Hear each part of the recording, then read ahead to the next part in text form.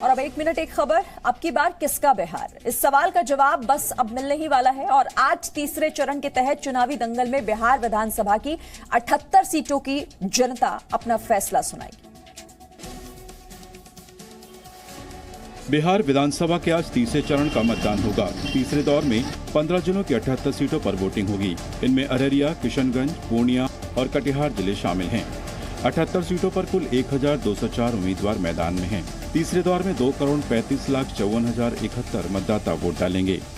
बड़ी और अहम बात यह है कि आज होने वाले मतदान में पश्चिमी चंपारण के वाल्मीकि नगर, रामनगर के अलावा सहरसा के सिमरी बख्तियारपुर और महिषी विधानसभा सीट पर सुबह 7 बजे से 4 बजे तक ही वोटिंग हो सकेगी।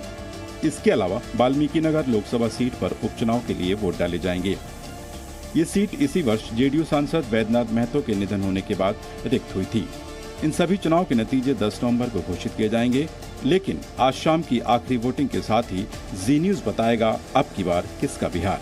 चुनाव के नतीजों के ऐलान से पहले आज शाम 5 बजे से जी न्यूज पर देखिए बिहार विधानसभा चुनाव पर महा एग्जिट पोल। और बिहार में आज आखिरी दौर का दंगल है, लेकिन नेताओं की जुबान पर विवादित बयानों की कमी नहीं है। आरजेडी नेता अब्दुल बारी सिद्दीकी ने पीएम मोदी को लेकर एक विवादित बयान दिया। बिहार में तीसरे चरण की वोटिंग से पहले आरजेडी नेता अब्दुल बारी सिद्दीकी ने प्रधानमंत्री नरेंद्र मोदी पर विवादित बयान दिया है। उन्होंने प्रधानमंत्री मोदी को दंगे वाला मुख्यमंत्री बताया है। अब्दुल बारी सिद्दीकी ने कहा है कि प्रधानमंत्री मोदी अपनी गरिमा बरकरार नहीं रख पाए हैं।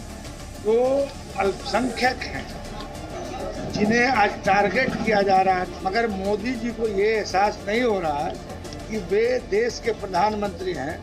उनको अब भी लग रहा है कि वे गुजरात के वही दंगे वाले जो है।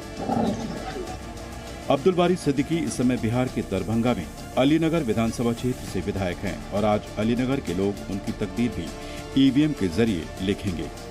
तो अब्दुल बारी सिद्दीकी के बयान पर विवाद भी तेज है। केंद्रीय मंत्री गिरिराज सिंह ने इसे वोटों के ध्रुवीकरण की कोशिश बताया है। ये वोट पोलराइजेशन कर रहे हैं, मोदी को दंगाई कह करके। आर्टिकल 370 की वापसी को लेकर गुपकार गैंग के बयानों का विवाद जारी है। अब पीडीपी अध्यक्ष और जम्मू कश्मीर की पूर्व मुख्यमंत्री महबूबा मुफ्ती ने देश को प्रेशर कुकर वाला डर दिखाया है। जम्मू कश्मीर से आर्टिकल 370 क्या खत्म हुआ? पीडीपी और नेशनल कॉन्फ्रेंस की सियासी जमीन खिसकने लगी और अब एक बार फिर डरने डराने वाले बयान दिए जा रहे हैं। अब वही महबूबा संविधान का हवाला दे रही हैं। जो हमारा संविधान है, संविधान के ऊपर नहीं चल रहा हमारा मुल्क, बीजेपी के एजेंडे पे चल रहा है। जो बाबा साहब अम्बेडकर का संविधान था, उन्होंने उस संविधान की धज्जियां उड़ा दी। महबूबा डराना चाहती हैं तो गुपकर गैंग के एक और साझेदार उमर अब्दुल्ला अपना डर दिखा रहे हैं। कश्मीर की जमीनें जब वो खरीदने आएंगे तो आएंगे, लेकिन उससे पहले वो जम्मू की जमीनें खरीदते हुए यहाँ से निकल जाएंगे। फारूक अब्दुल्ला भी पीछे नहीं हैं। पाकिस्तान और चीन का डर दिखाकर थक गए हैं तो अब भाईचारे की बात कर रहे हैं। पर सवाल यह है कि जिस आर्टिकल 370 को देश की संसद ने खत्म किया है और उस संसद में देश की भावना छिपी है, तो फिर आखिर महबूबा मुफ्ती, उमर अब्दुल्ला और फारूक अब्दुल्ला को ये डर क्यों? चिंता जम्मू कश्मीर की है या फिर अपनी राजनीतिक जमीन की? आज भारत एक बार फिर अंतरिक्ष में कौन सी बड़ी कामयाबी हासिल करने जा रहा है, 60 सेकंड में आपको बताते हैं। कोरोना महामारी के सेटबैक के बीच इसरो आज अपना कमबैक करने जा रहा है। दुश्मन देशों पर नजर रखने के लिए Indian Space Research Organisation EOS-01 earth observation satellite launch करने जा रहा है। इस सैटेलाइट को PSLV C-49 रॉकेट से लॉन्च किया जाएगा। इसके साथ 9 दूसरे उपग्रह भी होंगे। इसका काउंटडाउन कल यानी शुक्रवार दोपहर 1:02 पर शुरू हो चुका है और आज दोपहर 3:02 पर इसे लॉन्च किया जाएगा। ये अर्थ ऑब्जर्वेशन सैटेलाइट है। इसका नया नाम है EOS-1 और ये एक रडार इमेजिंग सैटेलाइट है। ये अंतरिक्ष में लो अर्थ ऑर्बिट में स्थापित किया जाएगा। EOS-01 एडवांस अर्थ ऑब्जर्वेशन उपग्रह है, जिसका सिंथेटिक अपर्चर रडार दिन और रात की परवाह किए बिना बादलों को भेद कर भी हाई रेजोल्यूशन तस्वीर लेने में सक्षम है और इसलिए माना जा रहा है कि इससे सेना की निगरानी क्षमता काफी मजबूत हो जाएगी। साथ ही साथ इसका इस्तेमाल खेती, फॉरेस्ट्री और डिजास्टर मैनेजमेंट सपोर्ट के लिए भी किया जाएगा। और निकिता तोमर मर्डर केस में एसआईटी ने अपनी जांच पूरी कर ली है। एसआईटी ने शुक्रवार को कोर्ट में 700 पेज की चार्जशीट फाइल की। निकिता मर्डर केस में एसआईटी ने अपनी चार्जशीट कोर्ट में दाखिल कर दी है। इस मामले में एसआईटी ने 700 पेज की चार्जशीट बनाई है, जिसमें 60 गवाहों के बयान दर्ज किए गए हैं। इस मामले में पुलिस ने तेजी से कार्रवाई करते हुए सिर्फ 11 दिनों में ही ये चार्जशीट फाइल कर दी। 26 अक्टूबर को परीक्षा देकर लौट रही निकिता को कॉलेज के बाहर ही तौसीफ नाम के शख्स ने गोली मार दी थी। इस वारदात में तौसीफ का दोस्त रेहान भी शामिल था। पुलिस ने आरोपियों पर हत्या और आर्म्स एक्ट की धाराओं के तहत मुकदमा दर्ज किया है। मटीरियल, फोरेंसिक और डिजिटल एविडेंसेस को इकट्ठा किया गया है। इसके अलावा हमारे पास काफी विटनेसेस भी हैं और लड़की का डाइंग डिक्लेरेशन भी है, जो इसको लड़के को सजा करवाने में हमारे काम आएगी। वारदात के बाद पुलिस की दस्ती में आरोपियों को पकड़ने में लगाई गई थी। तौसीफ और रेहान दोनों ही आरोपियों को हरियाणा के नूंह से गिरफ्तार किया गया था। पुलिस का कहना है कि चार्जशीट को डिजिटल, फॉरेंसिक और मटेरियल एविडेंस के आधार पर तैयार किया गया है, ताकि आरोपियों को जल्द से जल्द और कड़ी से कड़ी सजा दिलवाई जा सके। बल्लभगढ़ में हुई निकिता की हत्या ने हरियाणा समेत पूरे देश में लव जिहाद को लेकर चिंता बढ़ा दी है। शुक्रवार को इसकी गूंज हरियाणा विधानसभा में भी सुनाई दी। बल्लभगढ़ के निकिता तोमर हत्याकांड के मामले पर विधानसभा में बोलते हुए अनिल विज ने एसआईटी से लव जिहाद के एंगल से भी जांच करने को कहा है। इसके अलावा उन्होंने बताया कि राज्य की खट्टर सरकार लव जिहाद को लेकर राज्य में कानून बनाने पर विचार कर रही है। उन्होंने कहा कि इस संबंध में हिमाचल प्रदेश सरकार से भी जानकारी मांगी गई है। लव जिहाद के बारे में हम हरियाणा में भी कानून लाए। हम बाकी प्रदेशों में भी जहां जहां इसकी चर्चा हो रही है, हम उनसे भी डिस्कस करेंगे। और मैंने हिमाचल प्रदेश ने इसके बारे में कोई कानून बनाया है, मैंने उसकी भी कॉपी मंगवा ली है। हरियाणा के गृह मंत्री अनिल विज ने यह भी भरोसा दिलाया कि निकिता के हत्यारों को जल्द से जल्द सजा दिलवाई जाएगी। तो चिन्हित अपराध के कारण ये केस फास्ट ट्रैक कोर्ट में लगाया जाएगा और शीघ्र अतिशीघ्र दोषियों को जो भी उनकी सजा बनती है वो उनको दिया जाएगा। गृहमंत्री अमित शाह का 2 दिनों का बंगाल दौरा खत्म हो गया। इस दौरान उन्होंने दीदी के गढ़ में 200 सीटें जीतकर सरकार बनाने का दावा भी किया। जी न्यूज से खास बातचीत में गृहमंत्री अमित शाह ने क्या कहा, 60 सेकंड में समझिए।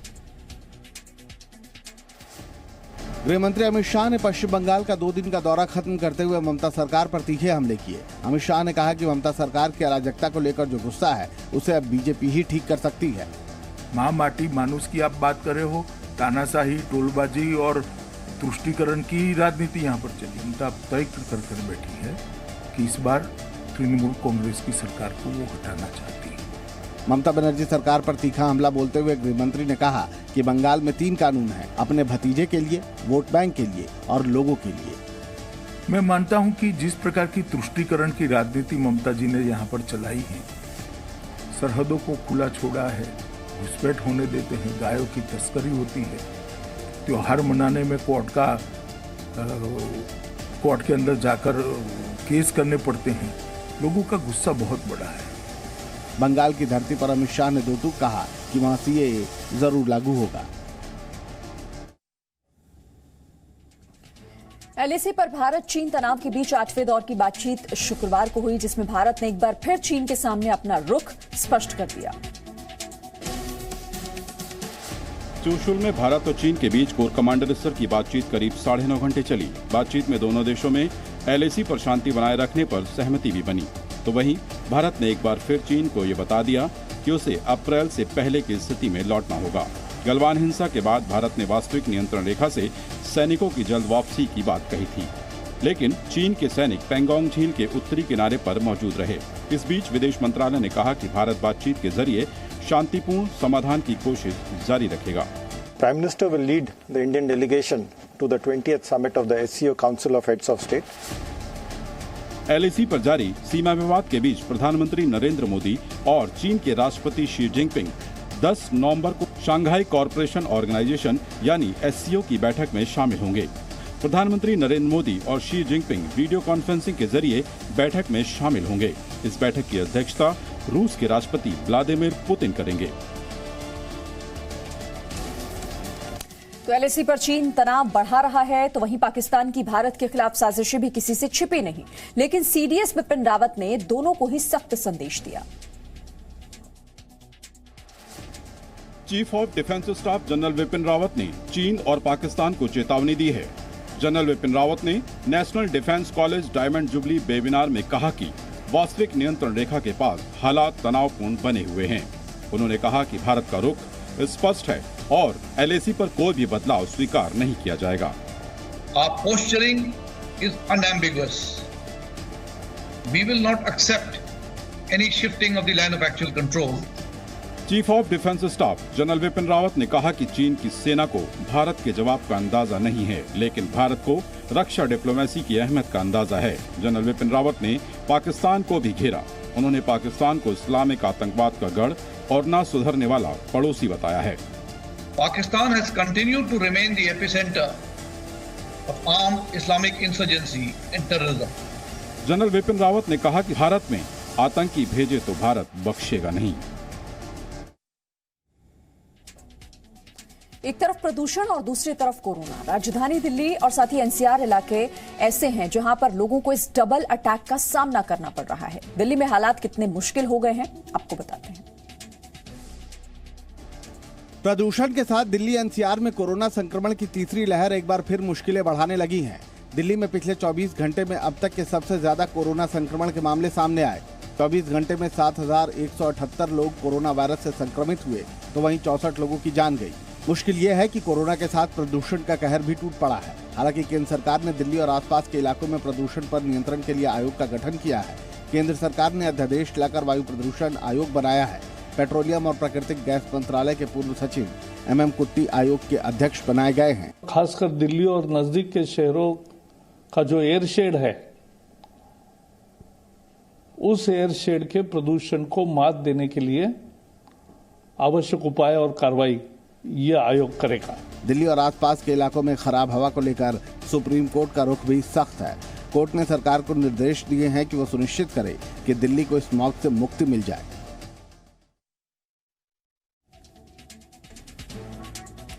महाराष्ट्र में सिनेमाघर खुलने के बाद अब महाराष्ट्र सरकार स्कूल खोलने के लिए पूरी तरह तैयार है। महाराष्ट्र की शिक्षा मंत्री वर्षा गायकवाड़ का कहना है कि 23 नवंबर के बाद सबसे पहले 9वीं से 12वीं तक की कक्षाएं शुरू की जाएंगी। महाराष्ट्र के सिनेमाघरों के बाद अब स्कूलों में भी रौनक लौटने वाली है। फिर से कक्षाओं में चहल पहल होगी। दीपावली के बाद मुंबई समेत पूरे महाराष्ट्र में स्कूल खोले जाने की तैयारी जोरों शोरों से चल रही है। महाराष्ट्र सरकार ने पूरी तैयारी के बाद यह निर्णय लिया है। सबसे पहले 9वीं से लेकर 12वीं तक कक्षाएं शुरू की जाएंगी। महाराष्ट्र की शिक्षा मंत्री वर्षा गायकवाड़ का कहना है कि 23 नवंबर के बाद अभिभावकों की मंजूरी के बाद विद्यार्थियों को स्कूल आने के लिए कहा जाएगा। 10वीं और 12वीं कक्षा की परीक्षा मई महीने में होगी। ये परीक्षा पहले मार्च में होने वाली थी, लेकिन कोरोना महामारी की वजह से ये परीक्षा मई में होगी। साथ ही महाराष्ट्र में स्कूलों की छुट्टियां 9 दिन और बढ़ा दी गई हैं। अब 7 नवंबर से 20 नवंबर तक छुट्टियां रहेंगी और इस दौरान ऑनलाइन शिक्षा बंद रहेगी। महाराष्ट्र के अमरावती में एक व्यक्ति ने एटीएम को ही अपना जूस सेंटर बना डाला। साथ ही एटीएम मशीन को खिसकाकर वहां आने वाले लोगों के लिए कुर्सियां लगा दी, ताकि लोग वहां पर आराम से बैठकर जूस का लुत्फ उठा सकें। अक्सर लोग एटीएम से पैसे निकालने जाते हैं, लेकिन महाराष्ट्र के अमरावती में एक एटीएम में पैसों के साथ साथ जूस भी मिल रहा है। जी हाँ, आपने सही सुना। अमरावती में एक व्यक्ति ने एटीएम को ही अपना जूस सेंटर बना लिया है।